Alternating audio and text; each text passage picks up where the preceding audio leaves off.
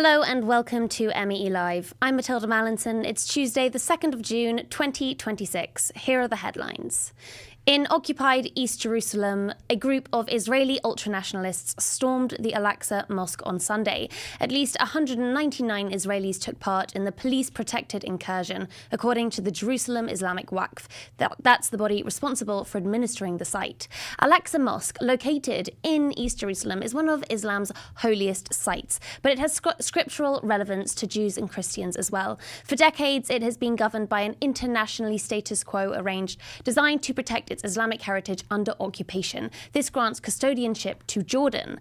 Last week, MEE broke the story of a secret US plan to withdraw Jordan's custodianship and pass the site's management to Israel. I spoke to historian Dr. Abdullah Maroof on the show at the time about what this would mean, and you can watch the full interview on our YouTube channel now. Meanwhile, Australian participants in the Gaza-bound Global Summit Flotilla have joined a submission to the International Criminal Court. They report being subjected to sexual abuse and torture while in Israeli detention. Organisers of the Global Summit Flotilla said the submission lodged in The Hague includes survivor testimonies, medical examinations and sworn legal affidavits.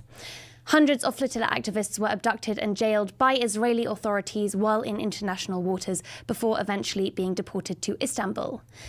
Over in the Democratic Republic of Congo, there is a catastrophic Ebola outbreak. The World Health Organization has reported more than 1,000 suspected cases and over 246 suspected deaths. The real numbers are likely to be much higher due to difficulties in tracing the illness. Neighbouring Uganda has reported 9 confirmed cases and 1 confirmed death. The WHO has declared the epidemic a public health emergency of international concern.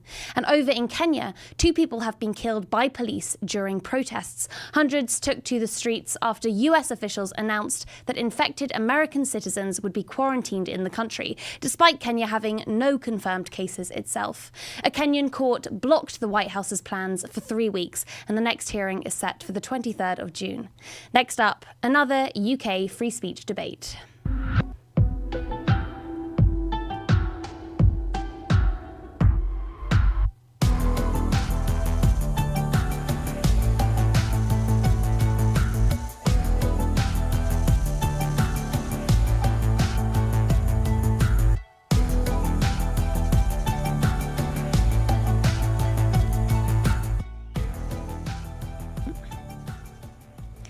Here in Britain, the latest in a series of free speech debates is breaking out. Arwa El Reyes, president of the Oxford Union, has said that she was deeply concerned after US political commentators Cenk Uygur and Hasan Piker had their authorization to visit the UK revoked on the grounds their appearances would not be conducive to the public good. That's a quote from the Home Office. Both commentators have said that they were prevented from entering the UK because of their advocacy for Palestinian rights and criticism of Israel. In a statement, El Reyes said this 11th hour call signals much more than democratic decline. It is a direct threat to free expression. The two were also scheduled to speak at the prestigious Student Debating Society on the 6th of June. MEE's Ashfaq Karim spoke to the founder of the Young Turks, Cenk Uygur, last night for MEE's Unapologetic podcast. Here's what he had to say in response to the ban. Did you ever think, we've been seeing this pattern of cracking down on free speech, cracking down on people who are critical of Israel, but did you ever think it would come to this and you'd actually be banned from the UK? No, of course I didn't think that would happen. I'm stunned by it. So when I was at the airport, they told me there was a problem with my ticket and I was confused, and they took me to the terminal and they said, wow, we've never seen this. You've been rejected by the British government. You're not allowed to enter the country, so we can't let you board the flight. I thought it was a mistake. I thought it was some sort of bureaucratic issue. I couldn't believe it. And then about 15, 20 minutes later, the Times of London came out with a story about how they banned me for criticizing Israel in the wrong way. I'm flabbergasted by it. I've been in the UK many times before, never gotten banned before, and there's just no logical explanation for it. They say that it's because I said that American Congress is controlled by Israel because 94% of congressional members have gotten campaign contributions from Israel. Well, that's a fact. That's an empirical fact from a British publication, The Guardian. So are facts now anti-Semitic? Are facts banned from the United Kingdom? Are you not allowed to say them once you enter the country? Or are you not allowed to say them ahead of time, in which case you'll be banned for saying things that are true about the country? They couldn't find a single anti-Semitic thing I've said because I haven't said anything anti-Semitic, because I'm not anti-Semitic. But they're now saying, we don't care. We don't care if you're not anti-Semitic. That was just an obvious excuse we were using to ban anyone who criticizes Israel. And then, I mean, it's just so deeply ironic. How dare you say that the Israelis control the American government? I presume they're saying, no, they control the British government, and that's why we banned you. And then they made up another excuse about how I said the grooming gangs didn't exist. I was just on Piers Morgan's show earlier this morning, and Piers ran the tape of me saying that grooming gangs exist. So they apparently lied to the Times to justify why they banned me. So if they're lying and they're totally factually incorrect about the facts here in America, then they have absolutely no justification at all, other than the government of Israel doesn't like Cenk Uygur. So the British people cannot even be exposed to him. That if I am in the streets of London, that there will be as a minister of the Labour Party said, that there would be a serious risk to the public order, that apparently mayhem would break out if anyone were to disagree with Israel in the UK. That was Cenk Uygur, and you can watch the rest of his interview with Middle East Eye wherever you get your podcasts.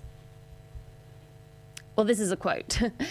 You're fucking crazy. You'd be in prison if it weren't for me. I'm saving your ass. Everybody hates you now. Everybody hates Israel because of this. This is what Donald Trump told Benjamin Netanyahu, according to reports from Axios, after Israel's continued attacks on Lebanon put US-Iran negotiations in jeopardy.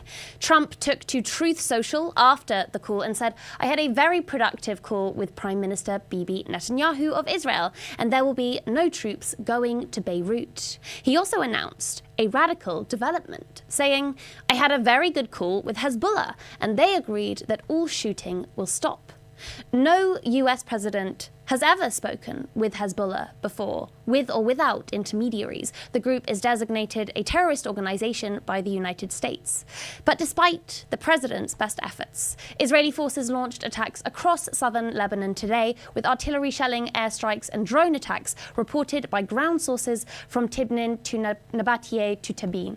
Lebanese state news identified a dentist killed along with his son and daughter in an Israeli drone strike, reportedly targeting their car. They are among at least 8 people who have been killed in the latest Israeli attacks. Israel's military called its attacks retaliatory and said its air defenses intercepted 2 projectiles launched from Lebanon into Israeli territory this morning. No injuries were reported. Hezbollah has not claimed responsibility for any cross-border attacks since Trump's announcement, but it has claimed over 30 attacks on Israeli troops inside Lebanon over the past day. A ceasefire has officially been in place since the 16th of April, but in name only. Last week's Israel's attacks suddenly accelerated, with warplanes killing at least a dozen people a day and soldiers resuming their advance.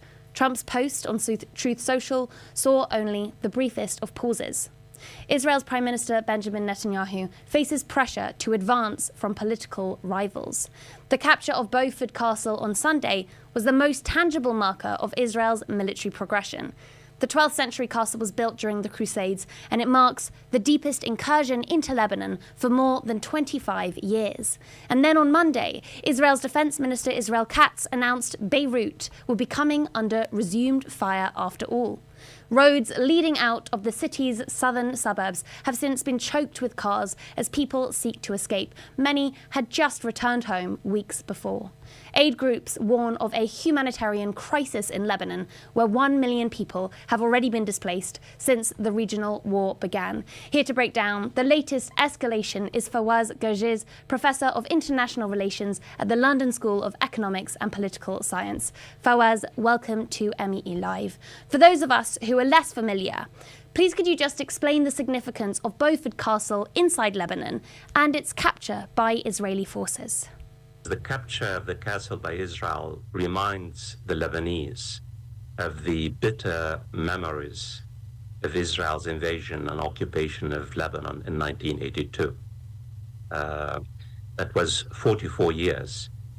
And many Lebanese lives were basically lost in trying to really expel the invaders of Lebanon from 1982 to 2000.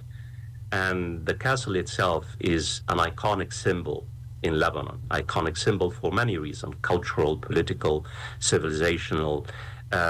And the irony is Hezbollah avoided basically placing any military assets either in the castle or around the castle. In fact, according to an Israeli military officer who told Axios, a news site, he said they did not find any Hezbollah, other fighters or Hezbollah's arms, either in the castle or basically around the castle.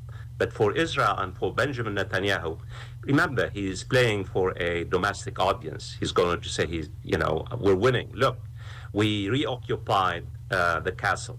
And ironically, what Benjamin Netanyahu said after basically lifting the Israeli flag over the castle, we have broken, he said, the line of fear, or the fact that what he was trying to say is that we no longer really fear, getting deeper and deeper engaged in Lebanon, in particular after their defeat and the disaster in 2000 after Hezbollah forced them to leave Lebanon.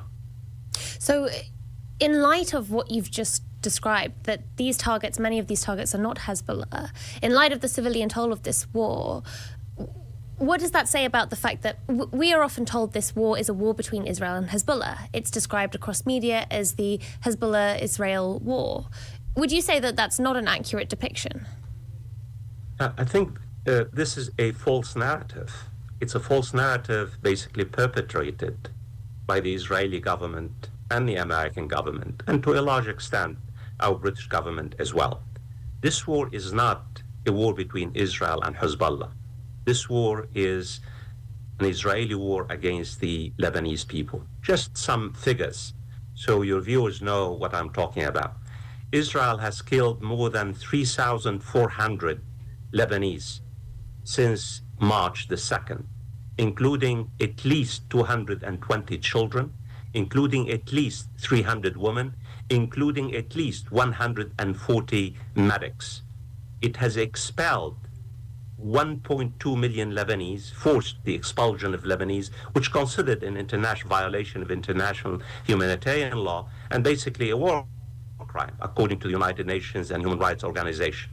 And what Israel has done in the past 2 months or so, it has razed 47 villages and towns and cities in southern Lebanon. It created a mini Gaza in Lebanon. So Israel might have killed 1,000 Hezbollah fighters or so. We do not really know the numbers. But the brunt of the Israeli invasion, the brunt of the Israeli basically hit against Lebanon has been against the civilians, the Lebanese civilians, medics, children, women, and basically destroying most aspects of life in southern Lebanon. Because Israel's strategy is not only to build a so-called security zone, a safe zone in southern Lebanon, but basically destroy all ingredients of life to prevent hundreds of thousands of people from returning to their own villages and towns in southern Lebanon. So the narrative, Israel's war against Hezbollah, serves a political strategic purpose, which is really perpetrated mainly now by the Trump administration in order to say, well, look, Israel is fighting Hezbollah, a so-called terrorist organization. It's not really waging a war against the Lebanese people. And actually, it really complicates the geopolitical situation, that, because according to that narrative, the war in Lebanon began when Hezbollah joined the Iran conflict with the US and Israel. And now the ceasefire between the US and Iran is attached to what is happening with Hezbollah seemingly in Lebanon. But if Israel is pursuing an entirely different agenda that has nothing to do with Hezbollah or Iran really at all, well, then that puts that whole ceasefire process in jeopardy. Which leads me to my next question, which is the war in Lebanon the main barrier to the US-Iran peace deal that we're seeing negotiated today? Well, I think you're asking really three questions, important questions in one. The first question, 2 days ago, Benjamin Netanyahu, in a video to the Israeli public, he boasted about the fact that Israel is operating on all fronts, quote unquote, in Gaza, in the West Bank, in Syria, and in Lebanon. I'm paraphrasing what the Israeli Prime Minister said in a video. And he said, our strategy now is to occupy security zones, large security zones in our neighbors' countries in order to provide security for our citizens in the north. So what Israel's strategy now is to basically, in Gaza, he said, he has given orders to the Israeli army to occupy 70% of Gaza in violation of the ceasefire and the so-called board of peace by President Trump.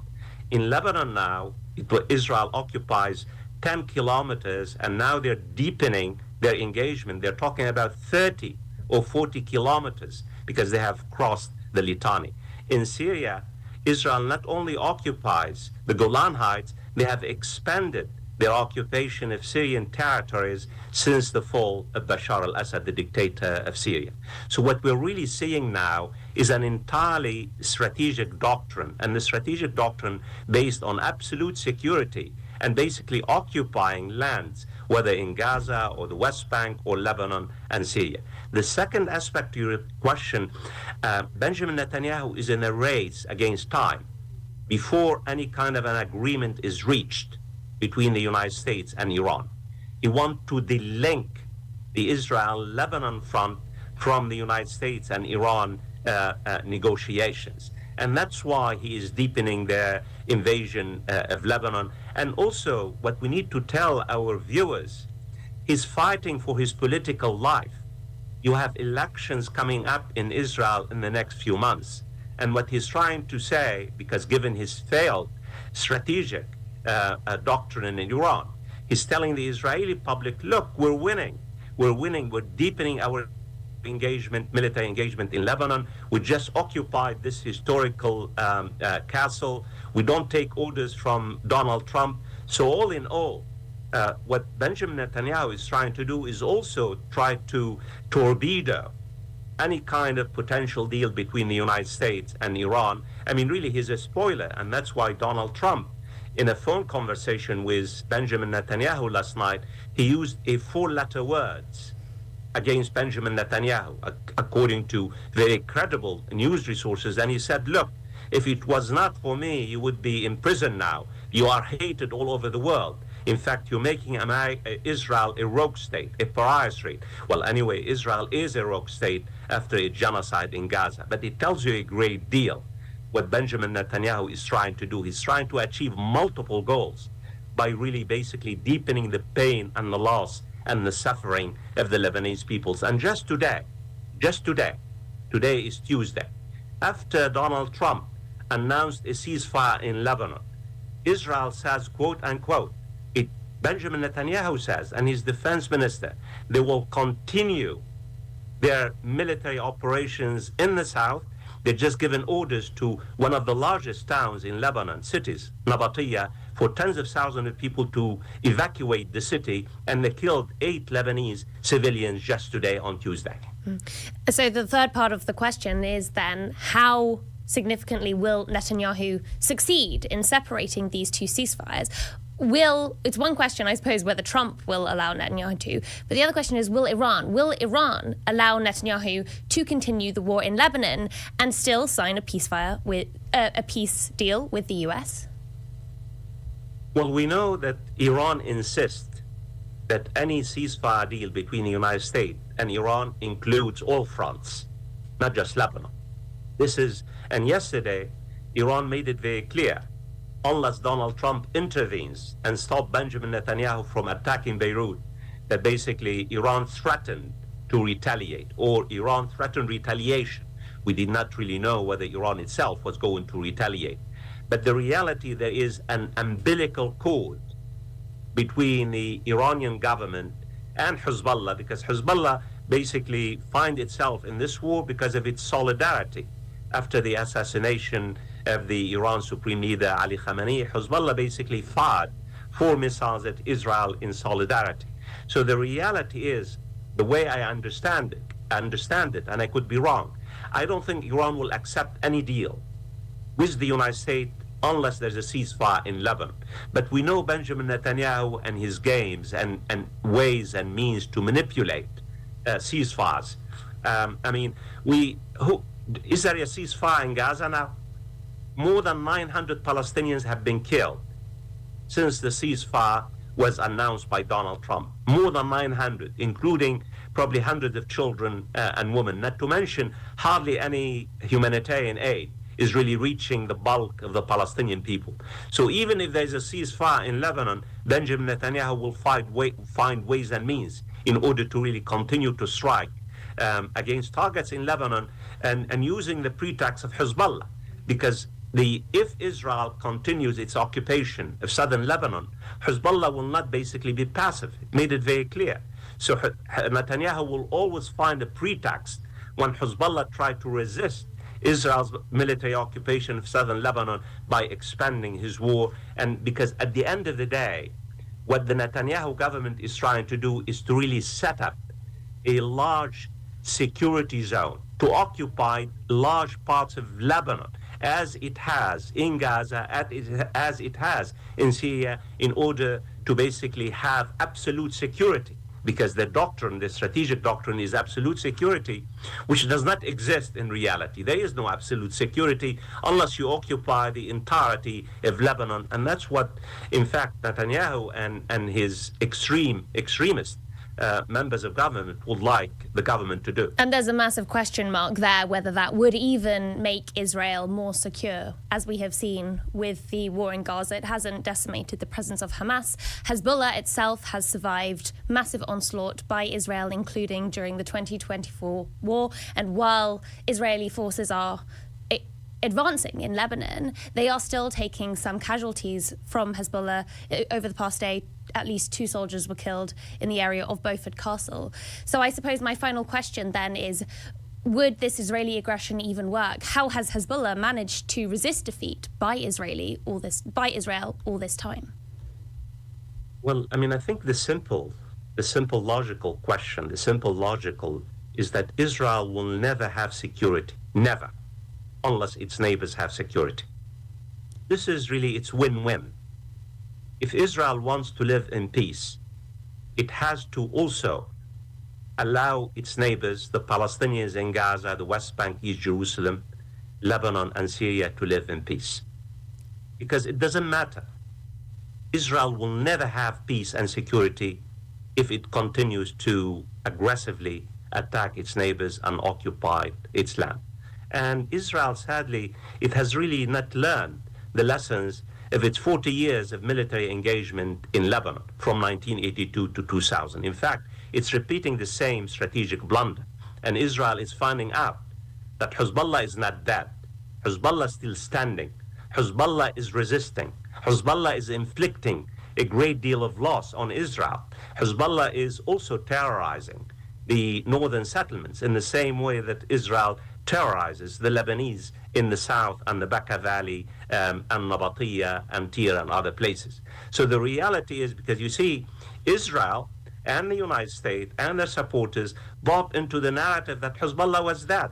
Think of how many obituaries had been written about Hezbollah after the ceasefire in 2024. Israel violated the ceasefire 15,000 times after the ceasefire was signed in 2024. Yet Hezbollah did not respond once, not even once, for 15,000 violations. It killed hundreds of Lebanese. And now Israel is shocked. The Israeli public is shocked. The American administration is shocked because Hezbollah continues to show resilience. Hezbollah is fighting back, pushing back. Hezbollah seems to be really far from being dead.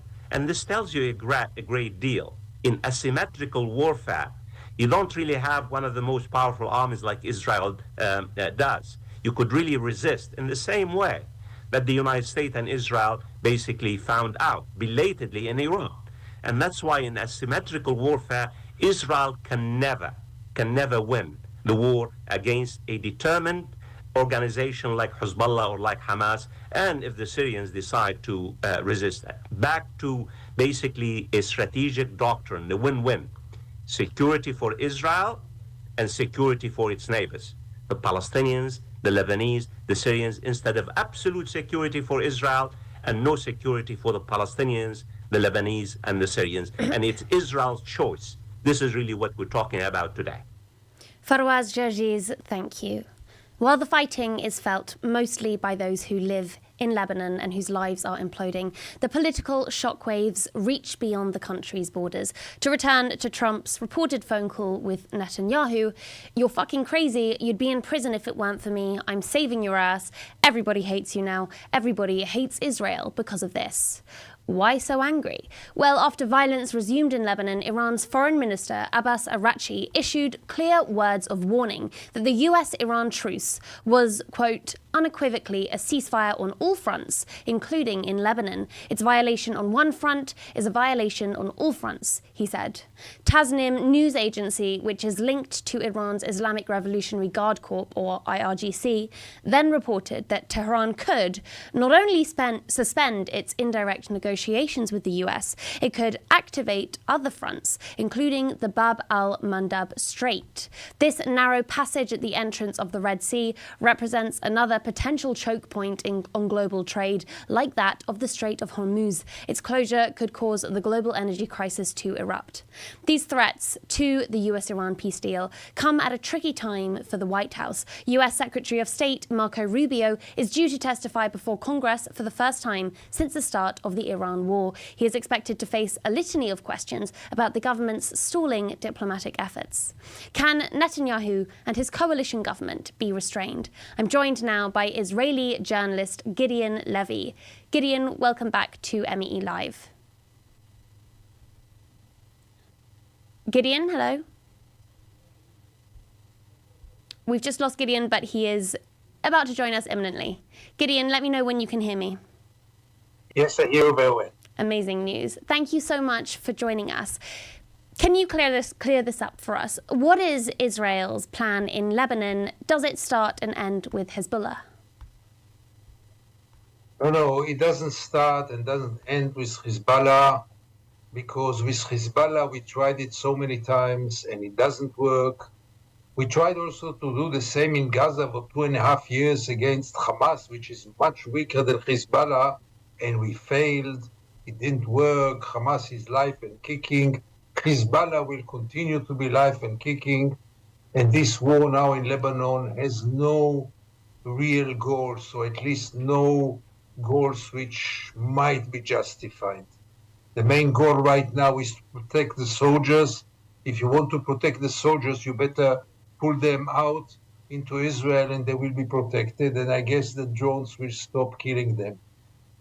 Behind this war is this eagerness to light up another war, either in Gaza or in Lebanon or in both. After the roads for renewal of the war in Iran was blocked by Donald Trump, the only fronts which are still open for Israel are Gaza and Lebanon, and Israel never denied that Israel wants more war in both, because none of its goals was achieved until now. So this is one way to explain it. The other way is to explain it, this is already a speculation, that Israel is trying to make war in Lebanon in order to sabotage the agreement between Iran and the United States. Israel, again, didn't deny its intention not to agree to the agreement between Iran and the United States. Israel is not happy about stopping the war in Iran. And then are coming as usual the personal motivations. Netanyahu is in a year of elections. Netanyahu is facing very severe charges in court. The polls are showing very bad results for Netanyahu. Maybe this is also one of his considerations. And it's not just the question of what is the plan now, it's also the question when it comes to warfare, what is the plan afterwards? If we look to Gaza, the power vacuum that has been left by the 2-year decimation is leading to social disintegration and civic collapse. Analysts say Israel clearly lacked any post-war plan for Gaza. You disagree. What do you think? Absolutely. I mean, it's very clear now, especially now, that Israel had a plan of crashing the Palestinian society in Gaza. Otherwise, you cannot understand how Israel is objecting any solution for Gaza. Hamas will not run Gaza, even though Israel knows that right now no one else can run Gaza. I'm speaking running Gaza, in the civic life of Gaza. Israel is opposing the PA to run Gaza. Israel opposing to any international force to run Gaza. Israel wants to crash the Palestinian society, to put all of them in tents, as you just show now, bleeding, handicapped, starving, without any functioning institutions. And this will prepare the society to the ultimate solution of Israel, namely transferring them to all kinds of places which until now were not found. You cannot understand, you cannot explain otherwise the fact that Israel is so serious in its objection for any solution to Gaza. Israel is not ready for any solution to Gaza because Israel wants to crash the Gaza Strip. And this also explains the massive destruction. Why did Israel destruct Gaza in such a systematic way? Hospitals, mosques, schools, everything. Why? Because Israel does want to transfer, to make an ethnic cleansing there. But I wouldn't say it a few months ago, but now I'm totally convinced. And none of this reflects particularly well on Netanyahu's closest ally, Donald Trump. I mean, if we look at Gaza on the one hand, it's not just the destruction. There seems to be concerted efforts to prevent reconstruction. No construction materials are being allowed into Gaza. Meanwhile, Trump has done this whole board of peace charade about negotiating the reconstruction of Gaza. If we look at Lebanon and Israel's warfare in Lebanon, this appears to repeatedly frustrate Trump's negotiations with Iran. If this is the case, why can't the US president just stop Netanyahu? Is this a lack of will or a lack of skill? No, first of all, he stops him, and he stops him a lot. He stopped the war in Iran. If not Donald Trump, Israel would have continued to bomb Iran. He stopped yesterday a possibility, a plan, which was on its way to bomb Beirut. He stopped it. Now, Donald Trump can do whatever he wants because Israel is today in its weakest position, and Netanyahu is in his weakest position vis-a-vis the Americans, isolated like never before, becoming really a pariah state. Israel depends now only on the United States. That's its only ally. And therefore, Donald Trump can do whatever he wants. He has endless leverages over Netanyahu, and you can also see that Netanyahu obeys him almost automatic. Although while Trump said that he stopped the bombing of Beirut yesterday, that seems to have very, very briefly been the case.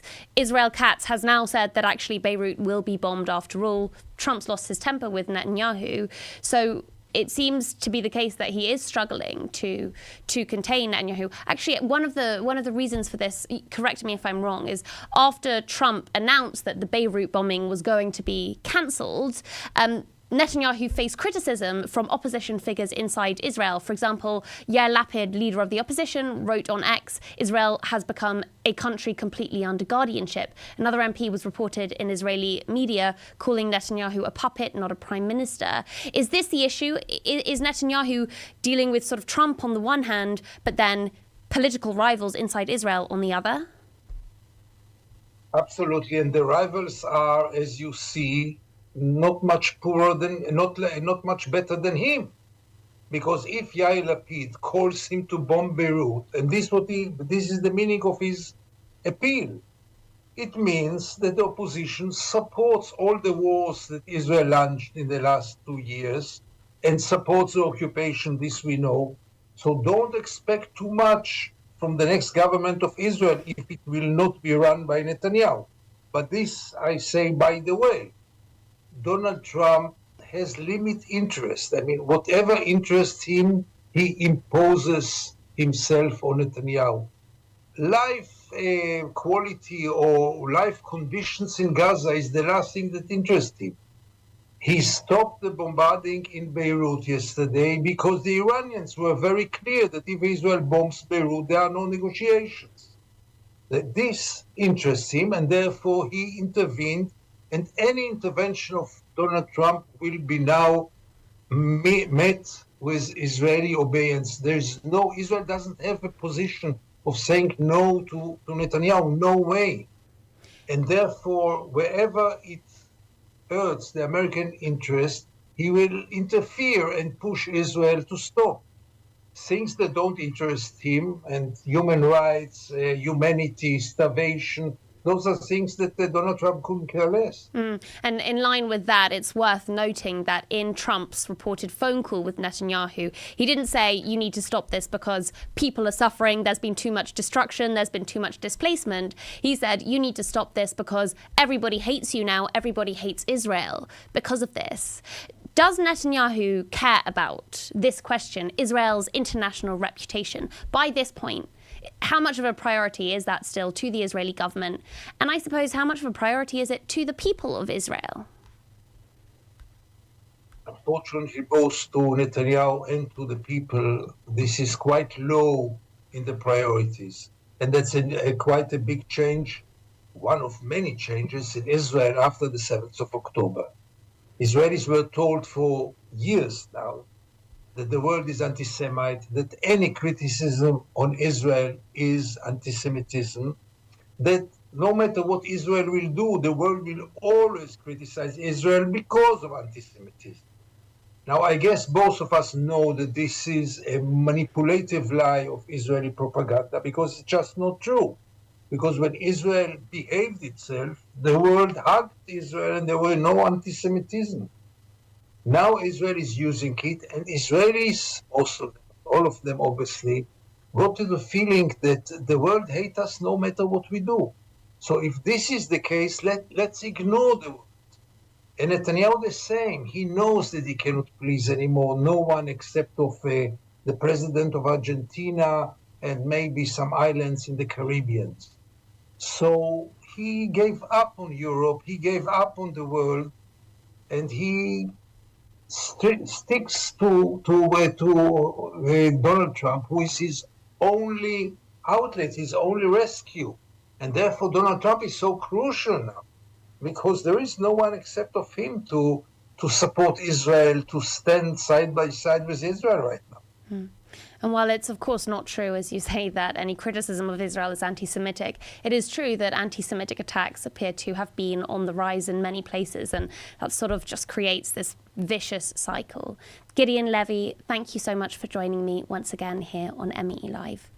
And finally, it's been over 6 months since the Trump administration sanctioned Palestine's oldest human rights organization, but it hasn't stopped Al-Haq from doing what it's done for decades. Al-Haq is a non-governmental observer group based in the West Bank city of Ramallah. It works to collect legally viable first-hand testimonies of human rights atrocities as they occur. Amnesty International says they are the voice of Palestinian victims, amplifying stories of injustice that would otherwise remain unheard.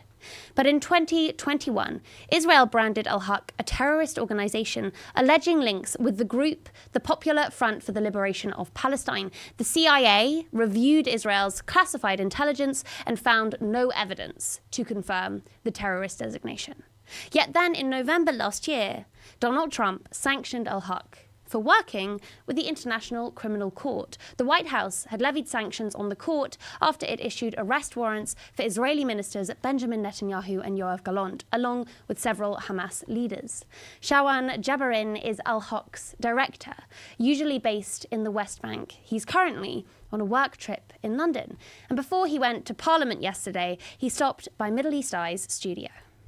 Shawan, welcome to MEELive. Now, I think there's no better way to introduce the work that Al-Haq does to our audience than by talking about the field reporting. So this is first-hand work done by Al-Haq field reporters in Gaza and the West Bank, collecting testimonies of potential human rights abuses as they happen. I was looking through these reports recently. There's a very, very harrowing testimony from a Palestinian woman who recounts how Israeli soldiers tortured her husband by using their 22-month son, Jawad, as a tool in their torture, burning him with cigarettes.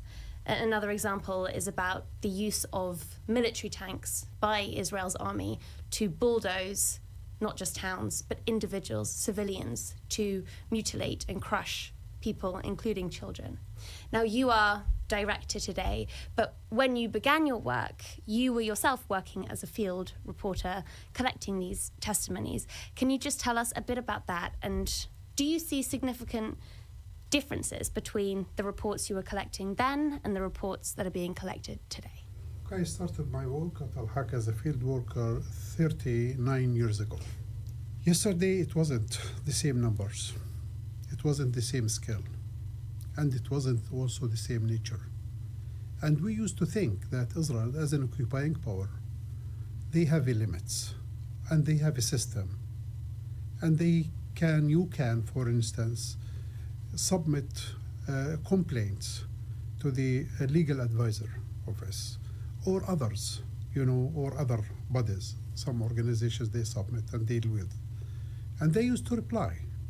These days, no one investigation with all of the tens of the thousands of Palestinians they killed, injured, tortured, for instance, when they wake you up midnight and mixing everything in your house and humiliating you and torturing you in front of your family. They are raiding communities, let me say a village. Every day the average is 15 to 20 different communities. This is what they do. And it's not only just this increased workload that your organization is up against. You have been criminalized as an organization by Israel. You have been sanctioned by the US. How is it that you continue to operate in spite of these restrictions? Look, work in a human rights field, it's not a job and it's not a picnic. And it has to have a deep, deep faith and beliefs of justice and rule of law. And here, this is what we train our staff members. We say, working in this field, it's not a job. And here we continue. We continue, and when they smeared us, they carried against us a big campaign to smear us, to discredit us. Why? Because of our work. And we challenged them. That they haven't ever, since 79 until today, they haven't challenged our information. And this is, I think, it showed the level of the professionality and the credibility. And they dislike. Only one time they challenged our information. We said at that time, one of the settlers, he got in Al-Aqsa Mosque and killed around 18 Palestinians. We said 19 Palestinians they were killed. And day after they came and said, no, it's 18. It's 18. Why we said 19? Because one, he was in a critical situation in one of the medical operation rooms and the hospital. That's the only one. This is in early 90s. And since that time, there is no one challenge. So they've challenged as a name, as a reputation, but never the information that you collect. And of course, it takes immense grit to continue doing the work that you do. But it's not just about overcoming low morale by sanctioning you, as the Trump administration did. They have put real logistical barriers in your way. Al-Haq had its bank accounts dissolved with several banks. You lost access to your bank accounts. How do you pay staff? How do you collect donations? Look, we have alternatives in our information. And also I can say here clearly and openly, if they take 10 times our data bank, we will continue. And in the same time, we are not naive, and we will not go in black market, for sure.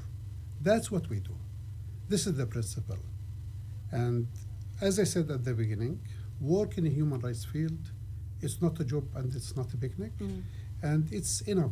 Sometimes my colleagues, they ask me, what's inspired you to come early morning and to leave late for all of this time and this atrocities going on in Palestine? What's encouraged you? What inspired you? I said, just I would like to speak about small reasons behind. One, to think about the future that my children and grandchildren are growing in. I am looking for a better future, to respect their dignity, their freedom, their life. That's what I am, what's inspired me and what's pushing me to continue in this field. And many of your staff, they continued working themselves without pay for some time. Yeah, many of them, they are going. We continued because we have also our partners, they do believe about the work that we do. Your partners, though, I mean, your partners internationally, and especially those, say, who are based in the US, they face immense risk if they work with you due to the government sanctions. They could face legal penalties.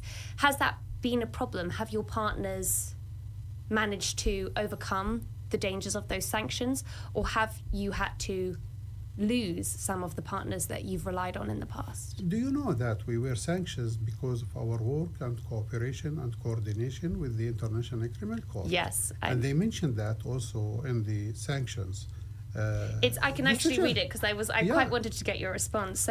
So when the US government sanctioned you in September 2024, the statement that was put out by 25, apologies. Yeah. The statement that was put out by Marco Rubio, Secretary of State, was that the sanctions were because Al-Haq directly engaged in efforts by the International Criminal Court to investigate, arrest, detain or prosecute Israeli nationals without Israel's consent. Because you carry your work according to your mission, to respect rule of law and to end the impunity of the culture of impunity regarding the international crimes. Just to carry out this kind of work, peaceful, legal, you are sanctioned. I think it's a shame.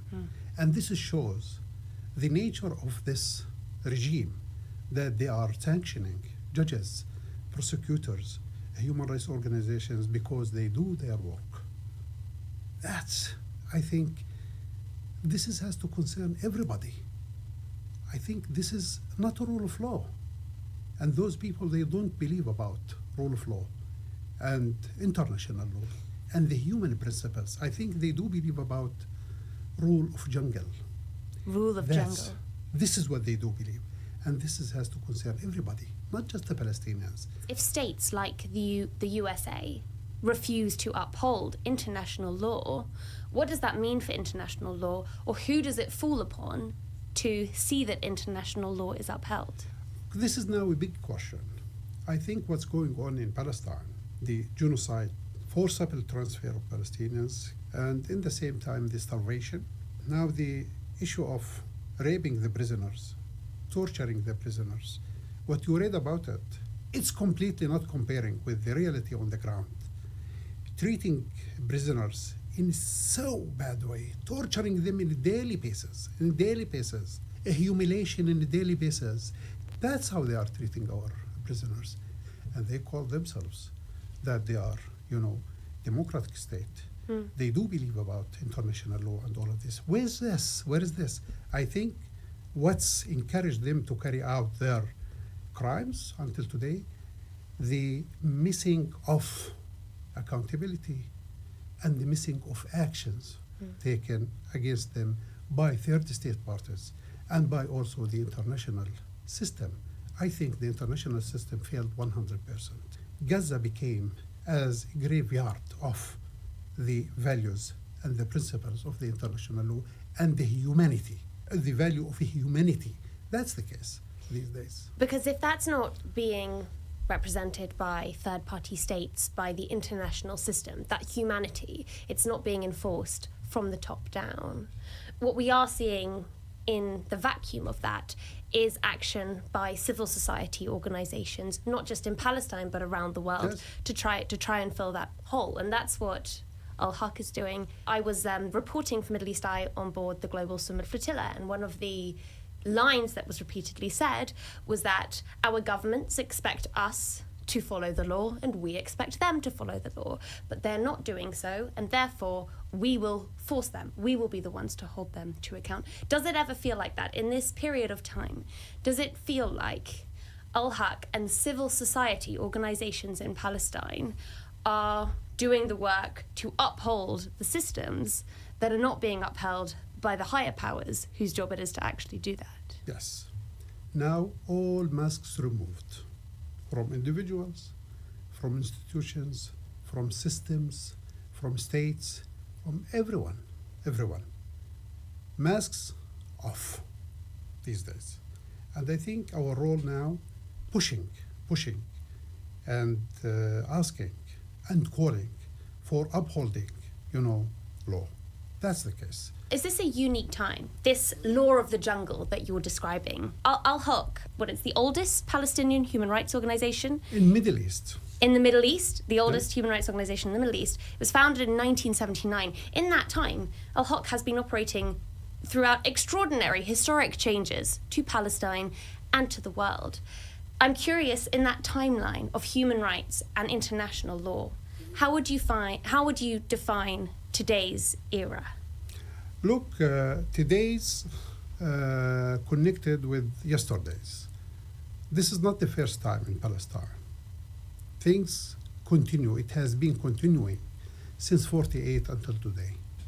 48, half population of Palestine evicted outside, pushed them outside and became refugees. Massacres committed on killing and rape at that time of women and men. The destruction of hundreds of Palestinian villages completely uprooted these places and these communities, and continue. And we have been saying and raising the red flag before all states to say accountability, actions, consequences, guys. You have to uphold and you have to act according to your obligation. And here the big question is for everyone over the world, how I can take you seriously? How I can respect your values when you speak about that, okay, we are the only democracy, we are democratic. If you deal differently with people and with the human beings on level of or on the basis of color or nationality or something like that, this is not the international law, 100%. And indeed, going after human rights, turning human rights into a political issue or a partisan issue, plays into that confusing position that seems very hard to defend on the world stage. We feel that the problem is not in the texts, and it's not in the value and the principles. The problem is in the political will. I see in the other side how's the peoples marching in the streets with millions of people, hundreds of thousands of people going to the street, but the governments, they have not reflecting these calls from their people in politics and in actions.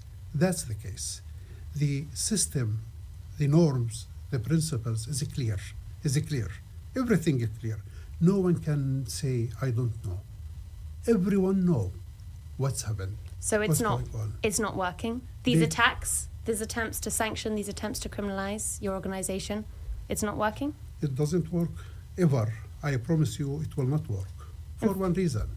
Because we do believe about what we are doing. And if Al-Haq tomorrow get it down, others, they will come up and they will replace and they will do the same thing, because this is a needy things for the dignity and the freedom and for the humanity of the people. We see these days they are speaking out strongly, the people. The nature of this colonial, apartheid, genocidal regime become clear before everyone. And this is a strategic shift. Keep this in mind. This is a strategic shift because they used to use sometimes, that they are the only democracy in the jungle of Middle East. That's what they see. But they showed themselves. Do you think the intensification of the attacks on your organization and other human rights organizations is because what you're doing is working? Yes. And they said, this is the US. They said, I'm sure that the US pushed by the Israelis to dry our resources because they did everything possible to dry our resources, to silence us, to close us. When they failed, they asked their allies. Their ally is the Trump administration. And they came and they sanctioned us. But I assure you, we continue and we will continue. That was Palestinian human rights campaigner Shawan Jabarin. And for today, that's all that we have time for here on MEELive. To all of you watching, thank you for tuning in. Like, subscribe, make sure you're following us on social media at Middle East Eye. You can email meelive@middleeasteye.net. I'll be here live at 5 every Tuesday and Thursday, noon if you're in New York. See you then.